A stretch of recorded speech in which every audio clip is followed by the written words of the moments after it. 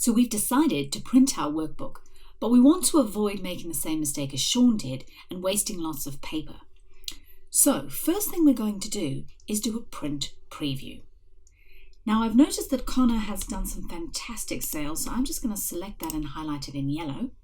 That's actually a very dangerous thing to do, you'll see in a moment. And now I'm going to do my print preview. So I'm going to come to File, come down on the left and click Print.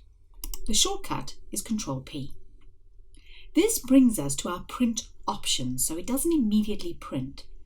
And here we have a really useful one-stop shop where we can see our print preview, adjust some of our page settings, and adjust some of our printer settings. Now that's looking great, but there's one important thing you have to check. Down here at the bottom, it tells you how many pages you're going to print, and I'm printing one of 79. That's a bit unexpected.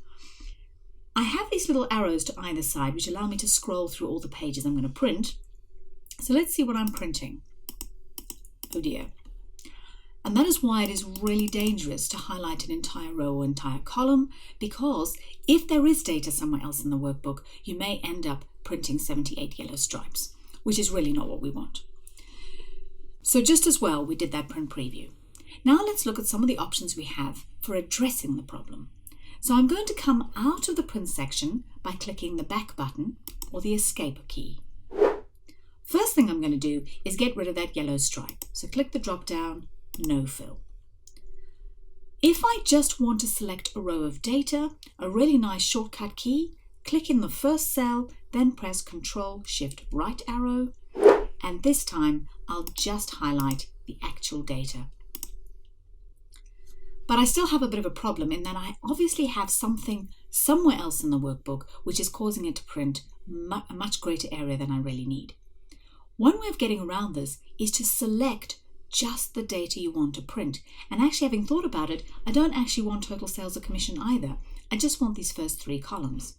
So I'm now going to select just the first three columns in the heading, and I'm going to press Control-P this time,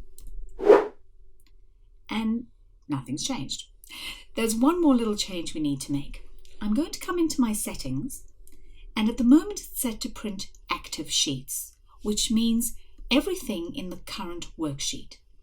If I click the drop down, I can change that to print the entire workbook, maybe a bit dangerous, or print selection, which is just the data I have selected.